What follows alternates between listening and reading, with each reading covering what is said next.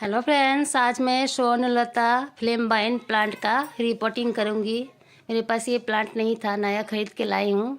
देखिए, ये प्लांट काफ़ी हेल्दी है। पेंसिल के थिकनेस जैसे मोटी है और 3 इसमें लकड़ी लगा के ऐसे वो लोग दिए हैं। मैं ख़रीद के लाई हूँ नर्सरी से। तो फ्लेम वाइन प्लांट को मैं रिपोर्ट करूँगी और क्या क्या खाद डालूँगी वो भी दिखाते चलूँगी आगे चल के। प्लांट रेड मिट्टी में लगाई हुई है, जो लाल चिकनी मिट्टी होती है उसी में लगाई हुई है। तो मैं इसको निकाल तो नहीं पाऊंगी। ये देखिए, नारियल के कुछ टुकड़े हैं, जो छिलका होते हैं नारियल का, उसका टुकड़ा डाला हुआ है मॉइस्चर पकड़ने के लिए। क्या क्या खाद मैं डालूंगी प्लांट में मैं दिखा रही हूँ आप लोगों को।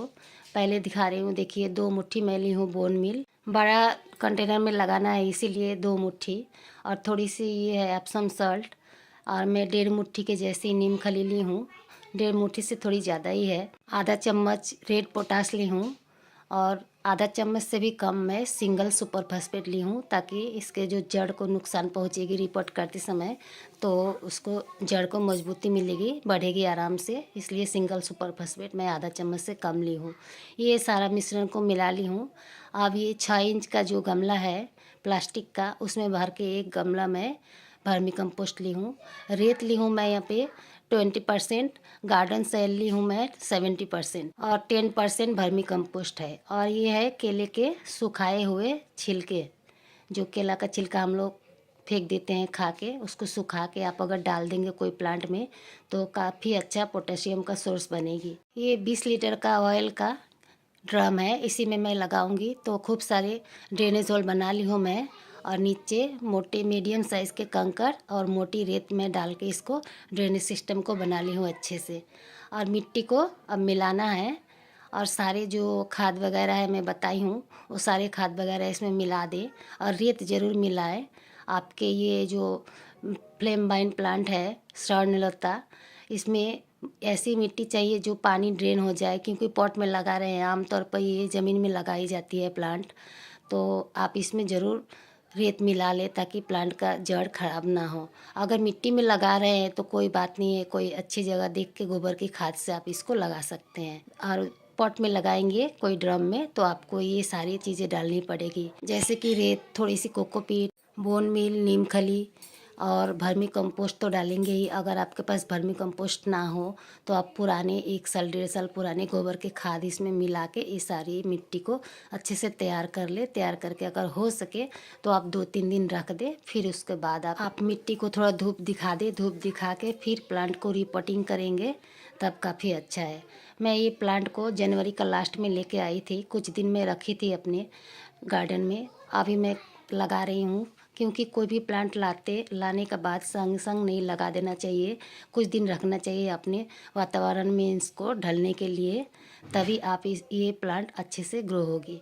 इसकी मिट्टी देखिए लाल है और बिल्कुल ही चिकनी मिट्टी है। मैं तोड़ने जा रही हूँ तो इसके रूट सहित आ जा रही है इसके मिट्टी, तो रूट टूट जाएगी तो पता नहीं प्लांट होगी कि नहीं। मैं तो ये प्लांट को कभी लगाई नहीं हूँ, पहला बार लगा रही हूँ। पहले मेरे घर में था मिट्टी में बहुत साल पहले, लेकिन पॉट में नहीं लगाई हूँ।